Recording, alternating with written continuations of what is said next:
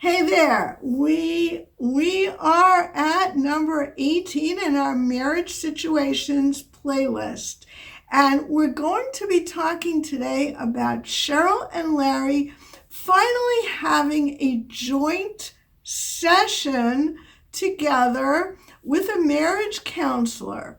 Now, there are marriage counselors and marriage counselors.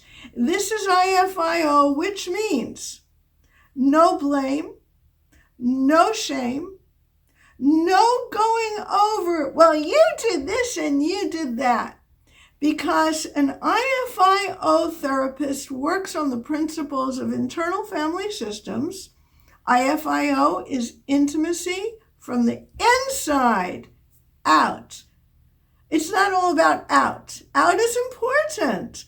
But what's going on inside of you? What's going on in terms of how you feel and how the other person's behavior affects you and affects your feelings?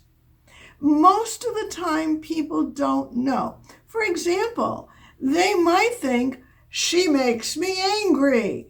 Okay. And what does that anger do for you? It's a protector. Who's it protecting? See? Who is it protecting? It always turns out to be protecting something else that's more vulnerable and quite beautiful, actually. So what we're going to do here is give you a little peek into a therapy session in which there's no shame and blame. And what we're also going to find out is exactly what's going inside of Larry that none of us knew before. Even his therapist didn't know it before. So let's take it away. And we have Cheryl beginning and opening by saying that she wanted to find out what that drive was all about. So I wanted to know what Larry did or was thinking all night while he was driving, and I tried to ask him, and he was just absolutely impossible. He wouldn't tell me, and he brushed me off. He was very rude. Just a minute, DrDeb. Larry, please don't interrupt. I promise you, I want to hear from you too. You are just as important as she is. Think about it. In my mind, what's a marriage without two people, right? So Larry, I want to hear from you, but let's do her first because she just kind of flipped a coin and went first. Okay? Well, here's the thing, DrDeb. Don't I have a right to know why he was out all night, driving of all things? He couldn't call me to tell me that he was going to be not home. And yes, he apologized when he came home without really explaining what he was apologizing for. Was it for upsetting me? Was it for abandoning me when he knows that's an issue for me? Like he didn't say what anything was. So, Cheryl, is this a typical conversation that you would have with Larry? Yes, it is. He just doesn't respond. Or he brushes me off. Or he yells at me. Those are any of the possible types of responses I'll get. So, okay, Cheryl, thanks. Thanks so much. Larry, now here's where I want to hear from you. Is this familiar to you, this kind of back and forth, the way Cheryl just described it? Yes, DrDeb, it is familiar to me. This is exactly what happens. You don't understand why it happens that way. Oh, we're getting there. We're getting there. Don't worry. That's right next. Right. So that is actually where I want to go now. When you hear this from Cheryl, what goes through your head? What thoughts do you have about what's going on? I'll tell you the thoughts that are going through my mind. She's always picking on me. She can't accept me as I am. Well, I don't want to hear about what's wrong with Cheryl. I appreciate that you're thinking she's the problem here. And the way I always look at couples is it takes two to tango, right? So I just want you to get to know yourself better. I want her to get to know you better, which may be a little vulnerable for you. It may not be so comfortable. And I don't know, you tell me if you feel okay to share that. We've separated a great deal. We've had many separate sessions so that you would feel comfortable. But I now would like to see if the two of you can really get to know who the other person is. So, what thoughts go through your head when you're hearing Cheryl say that? Oh man, Dr. Deb, you want to know what I'm thinking? How the heck am I going to ever explain something like this? What a blank idiot I am. So let's cut to a little explanation. In this scenario, Larry actually shared something very vulnerable about himself.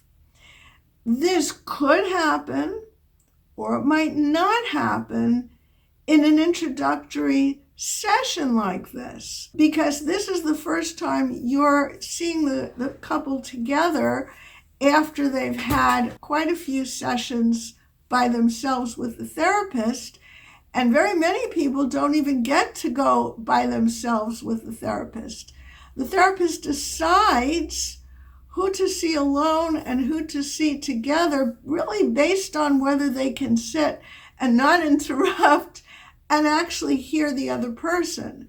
Because if their head is so busy feeling rotten, they're not hearing the other person is kind of pointless. Or can't listen because they're thinking about what they want to say. It's because once they get to know their own system of all their parts, all their defenders and all their vulnerable pieces of themselves that they don't want to share, they may end up feeling more comfortable, as Larry did in this session, to share himself.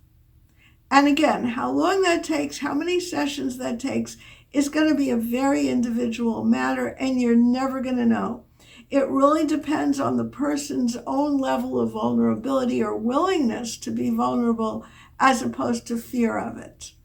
Something I want you to take notice of is how the therapist would respond to Larry saying that he's a jerk.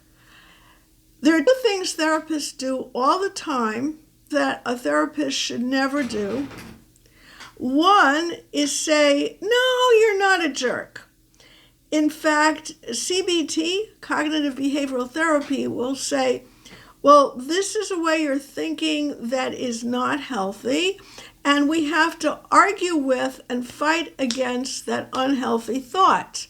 It's a criticism of a part of him that comes from his childhood that may be thinking in an immature way that he's a jerk, but at this moment in time, he's taken over by that thought. He is blended with that part of him, and it's, in my opinion and the opinion of IFS, disrespectful to belittle that and fight it and argue it, because this part of him is never going to go away if you simply shut it down.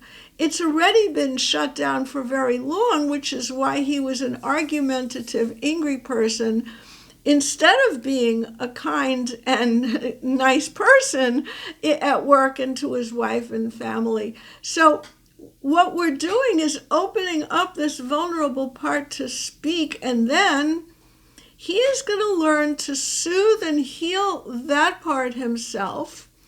But there's also healing that comes from Cheryl just witnessing that he has such a part, because now she's seeing him in a different light. So that's thing number one that therapists should not do, and unfortunately many do, which is fight against or argue against a bad part. Dr. Schwartz says there are no bad parts. And you're not giving that part airtime. You're not giving that part space to express itself. That's a part that this guy has had in his back of his mind for his whole life, because as a kid, that's exactly what he would feel like if he didn't measure up to his father. So the therapist instead is taking an entirely different approach. I will call this respect. It's as if there was a child in the room, and let's say the child said, I feel like a jerk. A grown-up would not, I hope, say to the child, you're not a jerk, or you don't feel like a jerk, which is contradicting how the person feels, whether challenging or sweetly. A person, the grown-up, has to be able to hear that child and give it space to say what it feels. That's the only way that the child can really feel heard and understood. And then we can move by inches towards something a little healthier, but not right away. So we have to treat that jerk part of him as the child, one of the inner children that's inside of him. So the respectful answer that the therapist would give to hearing that is, you were feeling like a jerk. Okay. So Cheryl, is this something you're familiar with? Well, I can just tell you, I'm in a state of absolute shock. I had no idea that Larry would ever say anything like this. In fact, he never has. How does that land? I guess it gives me a feeling of connection that I wanted. Yeah, connection. Now, Cheryl's response shows clearly that she's pretty shocked. She is not familiar with the idea that her husband could ever feel like a jerk. Her shock is an amazingly healing thing for both of them, because it shows her that he is more than this angry person who is also neglectful and abandons her in the middle of the night. He is something else. He has a vulnerable part. That's the part that humanizes all of us. We all, every one of us, including our therapy selves, have a little vulnerable part inside, and maybe many of them, from all the different experiences we had as children. And that is what makes us human, because we carry that vulnerability through our entire lives into adulthood. And when it shows, it is beautiful.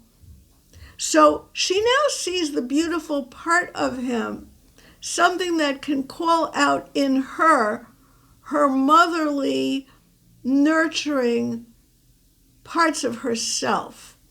It's also very healing for him, because it is a true part of himself. And that part has never had airtime, not even in front of his therapist alone. For some reason, he felt safe enough in front of Cheryl as well as the therapist. Maybe because the therapist was there, he felt safe enough to express that, but he also wanted Cheryl to hear it. There was something about that that's truly who he is, as well as all the other stuff that he is, that he wanted to share with her. So just the sharing alone was healing for Larry. Very important. So I think this wraps up today's session in a beautiful way. You guys take care.